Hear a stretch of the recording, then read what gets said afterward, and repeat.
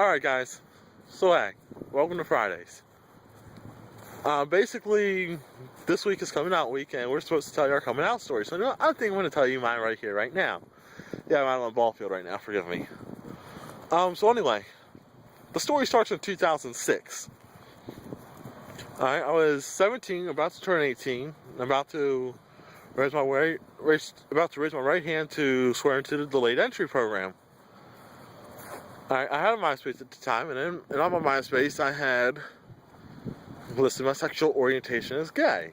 Well, I sent invites to my sister and my mother. Turns out it was probably not the best move because my sister found out and told my mother about it, and she got my grandparents involved, and it became a giant mess.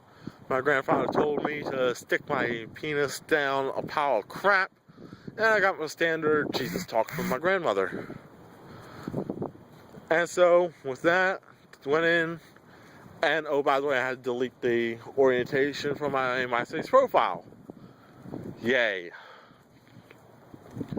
So let's fast forward a little bit to 2010. Now, in 2010, this was about November, December time frame, I was in Afghanistan. Yeah, I served over there. And this was when the Don't Show and Tell policy was in limbo. So, another soldier who was keeping track of the policy told me that he needed to talk to me outside for a little bit. So I went with him, and he subsequently told me, hey, look, I don't know if you're going to have a problem with this, but I want to talk to you about something. I'm gay. And I told him, he asked me if I had a problem with it, and I told him, no, in fact, I'm by myself, so I shouldn't have a problem with it. Yeah, that's the initial time that I came out. I came out to that soldier. Now, I didn't use his name because I haven't had contact with him since then. And I feel that the only way I should use someone's name is if I actually have direct contact. Oh, by the way, I apologize for the wind. I'm just recording this outside tonight. So, that's why it's windy right now. But anyway, after deployment, I told a couple other soldiers that I'm bi. Well, I consider myself bi when I was in the military. There's a long story for that. If you want to know, well, message me, I'll tell you. Well, maybe I should tell you here. But anyway, day one, I saw this gorgeous female that I thought of at the time. I only saw her for a minute or two, but I thought, well, there's a chance maybe that I can have a heterosexual relationship while I'm in the Army. And I never saw her again. It wasn't until after the Army, though, that I realized that I didn't have any interest in females anymore. So I went back to square one, considered myself gay. So here I am today. But anyway, today's Monday as I'm recording this, and after the Army, when I got out in September 2011, it was actually the 8th of September, for those of you keeping track. For those of you who care, I came back here to Baltimore, and, well, I began coming out en masse. Told my coworkers, told my bosses, told pretty much everyone except my family. I actually held off on telling them for over a year. And most of them didn't have a problem with it. There are a few people who did. And I told them, get lost, I don't ever want to hear from you again.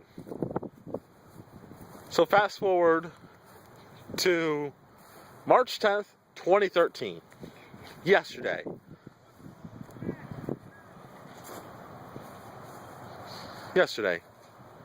So I was watching the NASCAR Sprint Cup Series race with my mom from Las Vegas. We were watching it on the couch on Fox 45, and and after the race ended, I told her, hey, you remember, and the conversation went something like this. Do you remember back in 2006 I had a MySpace profile and it said that I like men? And she was like, yeah, what about it? I told her, yeah, I just want to let you know that hadn't changed. I'm still gay. And she was like, thought so. So are you seeing anyone? Yeah, she asked me if I was seeing anyone. I told her I'm working on it because right now I'm talking to someone, and I think there's honestly some chemistry, and we'll see where it goes. Stay tuned to my personal channel for that. And she was like, oh, okay. I told her not to tell my grandparents, and she told me, don't worry, I won't if you won't. And I told her not to tell my siblings because I want to come out to them when I feel the time is right for them. And she told me that my sister already knows, but she won't tell my brother. Yeah, I've got a brother and a sister. Don't know if I mentioned that last week. So, hey, that's my coming out story as a general That's what coming out story as for right now. Just remember, though, that these stories will always change because there's going to be more people that you're going to meet and more people that you're going to come out to and more people that will accept you, more people that won't accept you, and everything is all one giant cycle. And especially for me, because I'm running for president in 2028, so I'm going to have to come out thousands of more times. And hopefully I'm going to get the same results as I did with my mom. Alright guys, that wraps it up for this one. Thanks for watching.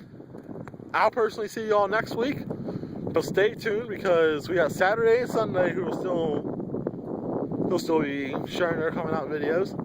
And I believe that they're going to be amazing. I'm Paul, and we're Fridays on GBC, and I'll see you next week. Goodbye.